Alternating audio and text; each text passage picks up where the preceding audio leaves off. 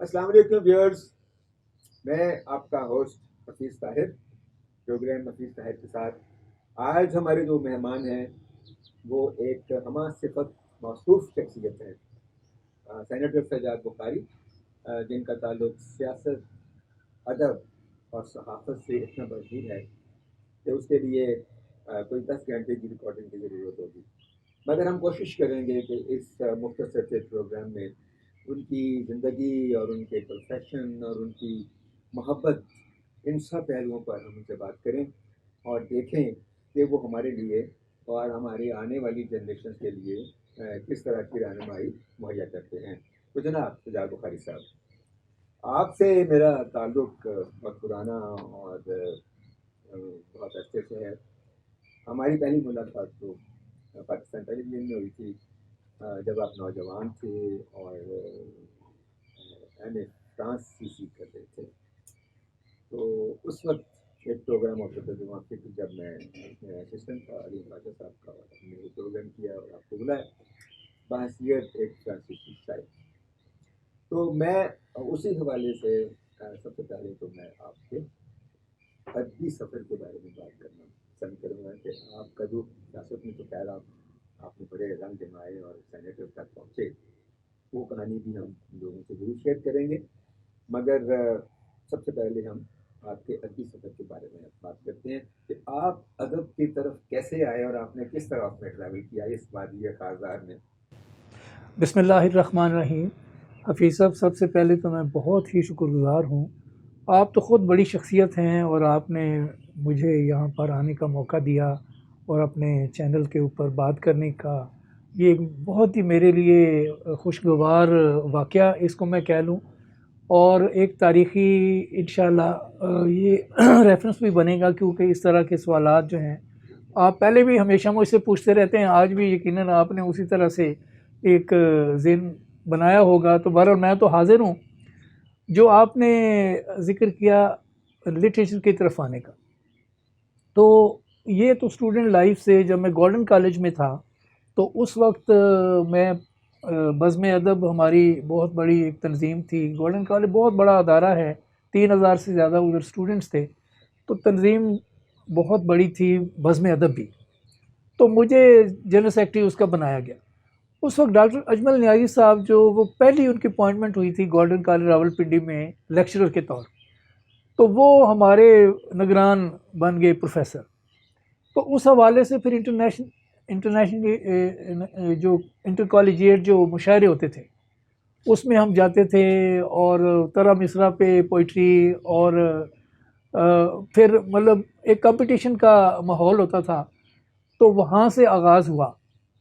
تو الحمدللہ وہ اللہ تعالیٰ نے جلدی اس میں کامیابی دے دیے، لوگوں کی اپریسیشن ملنی شروع ہو گئی، اور پھر آگے سفر بڑھتا چلا گیا۔ تو پھر وہاں سے میں نے ایک میگزین شروع کیا گولڈن کالج سے، بڑا دلچسپ، اس کا نام تھا آنکھیں، ماں نامہ آنکھیں، اور یہ نام رکھا ڈاکٹر اجمل نیازی صاحب نے۔ میں نے ان سے کہا کہ بھئی یہ میگزین کا نام بڑا عجیب تھا ہے، لیکن انہوں نے کہا عجیب نام ہی ہونا چاہیے۔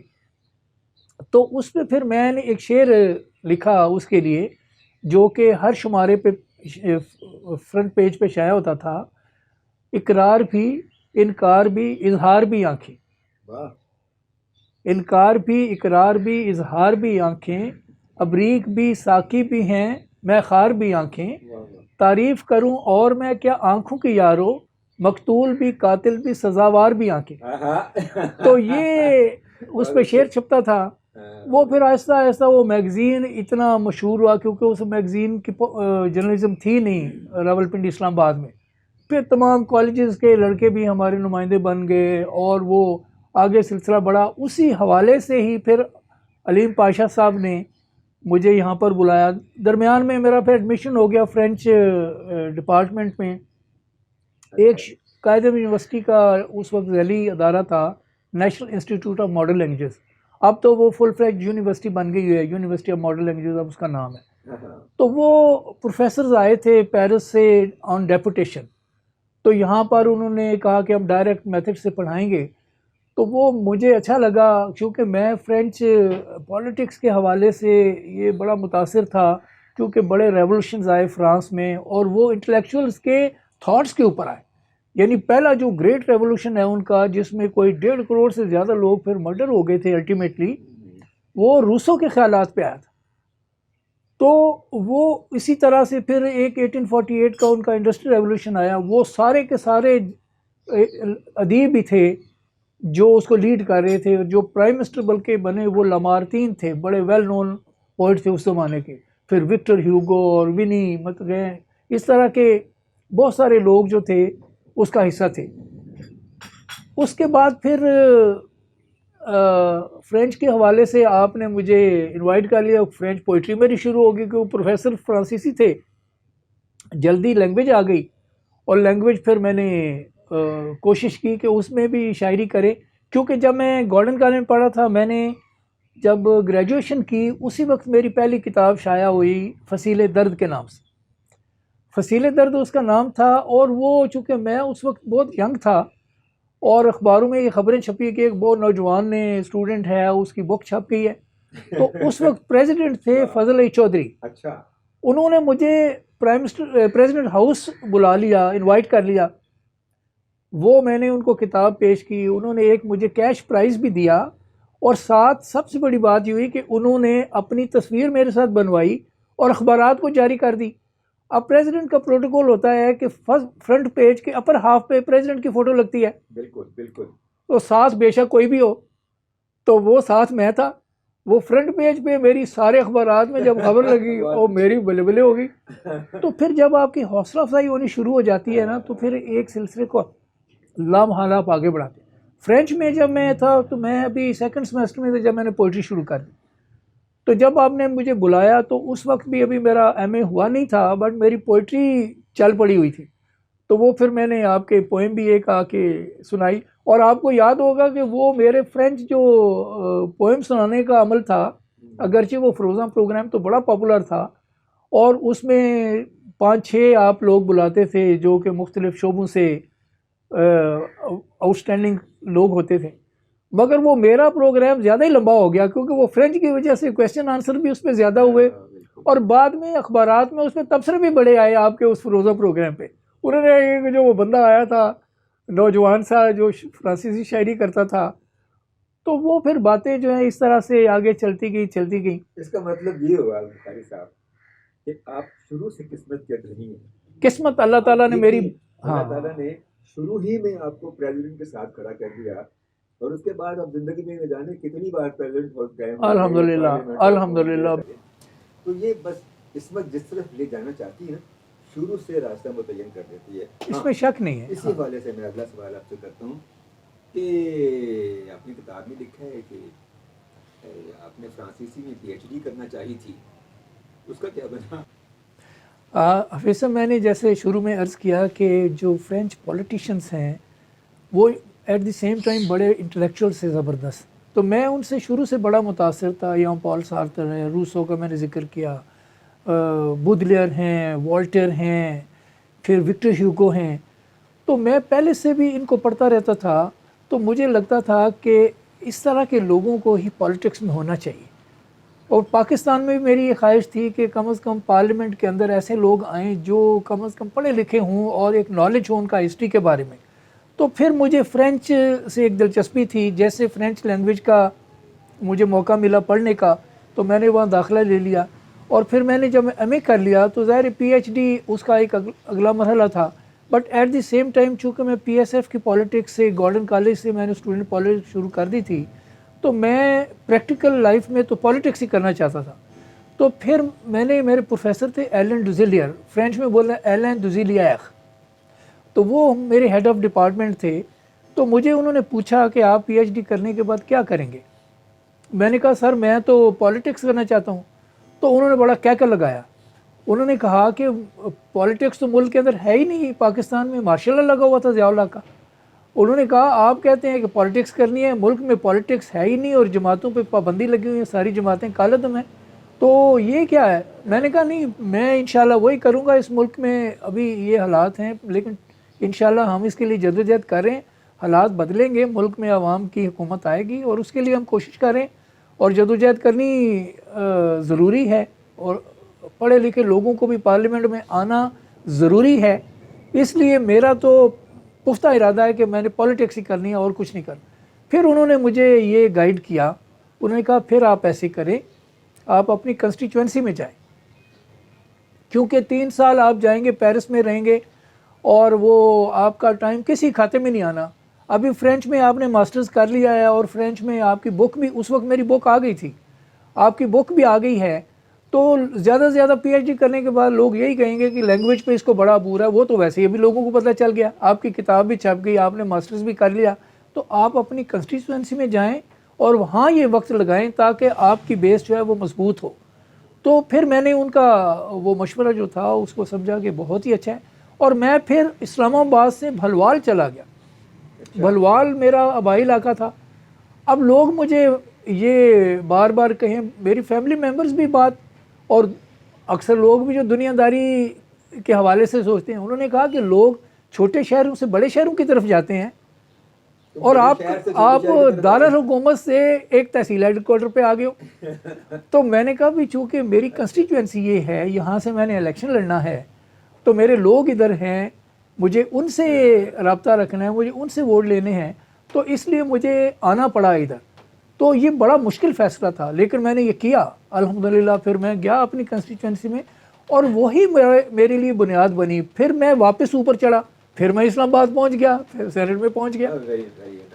تو لیکن آپ کو صبر کے ساتھ، حوصلے کے ساتھ ایک جدوجہد جاری رکھنی چاہیے۔ آغاز کرنا تو آسان ہوتا ہے، اس کو تکمیل تک پہنچانا ذرا مشکل ہوتا ہے، اور یہی مشکل عمل جو ہے وہ آپ کے لیے ایک آزمائش کی گھڑی ہوتی ہے۔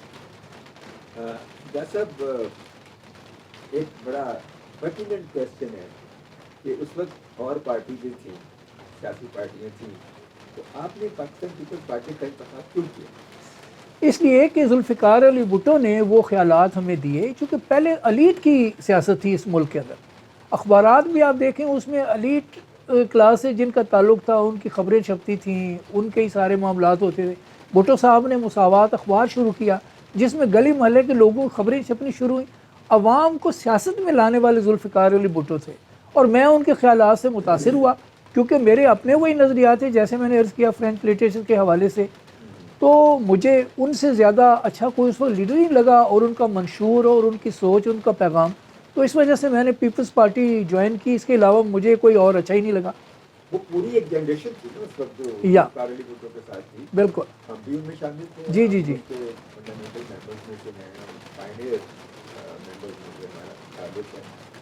تو پھر ہم ذرا تھوڑا سا اگر آگے چلیں کہ اب ہم آپ کی جرنلزم پہ آتے ہیں کہ اب پارٹی جو ہے آپ کی، اس میں بینظیر بھٹو صاحبہ نے، اللہ انہیں جنت نصیب کرے، وہ جب انہوں نے آپ کو اخبار کا مالک بھی بنا دیا اور ایڈیٹر بھی بنا دیا، مگر ادب سے جو سیاست کی طرف اور سیاست سے صحافت کی طرف جو آپ آئے، تو آپ نے اس سارے سفر میں کس طرح محسوس کیا؟ یہ حفیظ صاحب بڑی دلچسپ کہانی اس کو کہہ لیں، کیونکہ الٹیمیٹلی کہانی نظر آتی ہے جب اس طرح کے واقعات یکجا ہو جاتے ہیں۔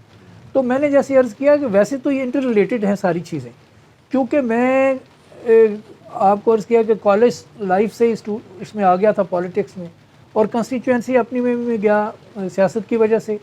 وہاں سے جب 88 کا الیکشن ہوا تو اس وقت مجھے پروونشل اسمبلی کی ٹکٹ پارٹی نے دی، بٹ اس وقت یہ ہوا کہ احسان الحق پراچا ایک فیملی تھی جو پہلے پنجاب گورنمنٹ میں میاں نواز شریف کی حکومت میں وزیر تھے، لیکن جیسے وہ ہوا چلی کہ پیپلز پارٹی آئندہ شاید اقتدار میں آئے گی، تو آپ کو پتہ ہے یہ جاگیردار سرمایہ دار لوگ پھر اسی طرف دیکھتے ہیں جہاں پر وہ سمجھتے ہیں کہ حکومت میں آنے کے چانسز ہیں۔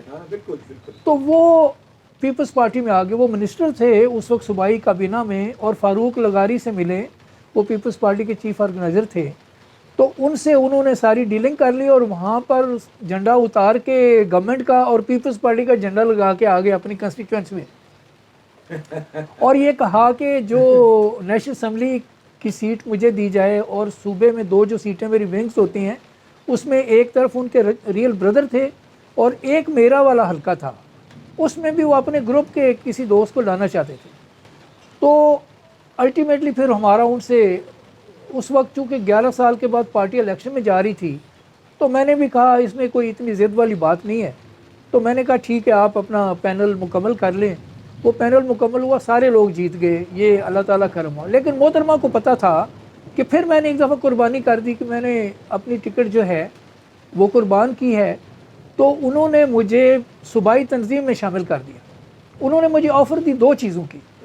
اس وقت پلیسمنٹ بیورو ایک انہوں نے بنایا تھا جو جابز لوگوں کو دینے کے لیے قائم کیا گیا تھا۔ مجھے انہوں نے فرمایا کہ 2 چیزیں ہیں جو آپ اگر پسند کریں جن میں سے ایک وہ آپ لے لیں، یا تو آپ فرانس چلے جائیں، کیونکہ ان کو معلوم تھا کہ فرینچ میں میری بک چھپی ہے، ماسٹرز میں نے کیا ہے۔ انہوں نے کہا کہ وہاں ہم آپ کو پریس اتاشی یا کلچرل اتاشی جو بھی آپ پسند کریں وہ ہم لگا دیتے ہیں، یا اگر پارٹی میں آپ پروموشن چاہتے ہیں تو ہم پارٹی میں آپ کو پروموٹ کر دیتے ہیں۔ تو مجھے شوق سیاست کا تھا، میں نے کہا آپ مجھے پارٹی میں پروموٹ کر دیں، لہٰذا وہ میں اس وقت ڈویژن کا سیکٹری اطلاعات تھا، وہ مجھے صوبے میں لے آئے، صوبائی تنظیم میں آ گیا۔ تو فخر زمان اس وقت صدر تھے پارٹی کے، ان کے ساتھ میں نے مشہور شاعر جو ہیں پنجابی کے حوالے خاص طور پہ، تو وہ میں آ گیا صوبائی تنظیم میں۔ تو صوبائی تنظیم میں جب میں آیا تو میں نے یہ سوچا کہ صوبائی تنظیم میں اگر آپ کو موقع ملا ہے تو پھر کوئی ایسا کام کرنا چاہیے جو کبھی کسی نے پہلے کیا نہیں اور جس کی اشد ضرورت ہے۔ خاص طور پہ پیپلز پارٹی میں لکھنے پڑھنے کا رواج ذرا کم تھا، لوگ اگرچہ بڑے پڑھے لکھے اس کے ممبرز رہے ہیں، لیکن یہ ہمارا میڈیا سیل اور اس طرح کا سیٹ اپ جو ہے وہ بڑا کمزور ہے شروع سے ہی، ابھی بھی کمزور ہے۔ تو وہ میرے ذہن میں ایک آئیڈیا آیا کہ ایک میگزین ہم ماہانہ یہاں سے شائع کریں پنجاب تنظیم کی طرف سے، جو لوگ ہمارے صوبے بھر سے آتے ہیں کارکن ملنے کے لیے، واپس جاتے ہوئے ہم ان کو کوئی لٹریچر دے کے بھیجیں۔ تو میں نے ایک میگزین شروع کیا یہاں سے پیپلز گزٹ کے نام سے، اس کا نام تھا پیپلز گزٹ۔ وہ ماہانہ میگزین تھا، تو وہ ہم شائع کرتے تھے، تو جو لوگ بھی ہمارے ڈسٹرکٹس میں سے آتے تھے ہم جاتی طرف ان کو دیتے تھے۔ وہ بہت ہی زیادہ کامیاب ہوا۔ اگین وہی بات قسمت والی کہ قسمت نے میرا ساتھ دیا۔ وہ پرائم منسٹر، بیگم نصرت بھٹو، سارے وزیر، پھر وہ ہمارے یعنی تعلقات والے ہو گئے، وہ چاہتے تھے کہ ان کی چیزیں چھپیں اس میں کیونکہ کارکنوں میں جاتی تھیں۔ تو وہ ایک 2 سال کا پیریڈ تھا میرا جو صوبائی تنظیم میں رہنے کا، تو میں نے وہ منتھلی میگزین نکالا۔ اب محترمہ کو یہ پتہ تھا کہ یہ بندہ ہے جو کہ اس انڈسٹری کو سمجھتا ہے، تو بدقسمتی سے 92 میں مساوات اخبار بند ہو گیا ایک دفعہ۔ ہوا یہ کہ نواز شریف وزیر اعلیٰ بنے تو انہوں نے ایک ہماری بلڈنگ تھی منٹ کمری روڈ پہ، ویکیو ٹرسٹ پراپرٹی بورڈ کی وہ بلڈنگ تھی جو ہم نے لیز پہ لی ہوئی تھی، وہ نواز شریف نے کسی اور کو الاٹ کر کے مساوات کا سامان پھینکا سڑک کے اوپر۔ تو وہ پھر اب ان کے پاس دفتر ہی کوئی نہیں تھا، اخبار بند ہو گیا۔ تو ان حالات میں محترمہ نے پھر مجھے حکم دیا کہ آپ جا کے مساوات کو اثر نو شروع کریں۔ اب وہ میری لیڈر تھیں تو مجھے ان کا حکم ماننا تھا، تو مجھے انہوں نے چیف ایگزیکٹو بنا دیا مساوات کا اور جا کے سنبھالے۔ انہوں نے کہا کہ اس کو کریں۔ اب جا کے میں نے اثر نو آفس ایک لیا، پھر کام شروع کیا۔ 95 لاکھ روپے کا قرضہ تھا اس کے اوپر اور اخبار بند تھا، اور 142 کارکنوں کے کیسز تھے عدالتوں میں جو کہ بیگم نصرت بھٹو صاحبہ کے اوپر اور بے نظیر بھٹو صاحبہ کے اوپر چل رہے تھے عدالتوں میں، وہ مجھے بھگتنے پڑے۔ لیکن پھر قسمت نے میرا ساتھ دیا، اللہ تعالیٰ نے مدد کی، وہ ہم نے شروع کیا، پھر آہستہ آہستہ آہستہ اللہ تعالیٰ نے بڑی کرم نوازی کر دی۔ سجاد بخاری صاحب، آج آپ میرے پاس آئے ہیں اور میرے مہمان ہیں، تو آج آپ خدا کی رحمت کو بھی ساتھ لے کر آئے ہیں، اور الحمدللہ ہمارے جو ناظرین ہیں وہ ہماری گفتگو کے پیچھے کچھ بارش کی آواز، کچھ بادلوں کی گھنگرج بھی سن رہے ہوں گے، تو آپ کو بارش کو لے کے آئیں۔ اس بارش کی بڑی ضرورت تھی اس موت کو ختم کرنے کے لیے، پتوں کو سانس لینے کی اجازت دینے کے لیے۔ جناب آپ کا یہ بہت شکریہ، یہ اللہ کا بڑا کرم ہے جی۔ یہ دیکھیں آپ نے دعوت ہی اس روز دی جب اللہ تعالیٰ نے یہ رحمت بھی کر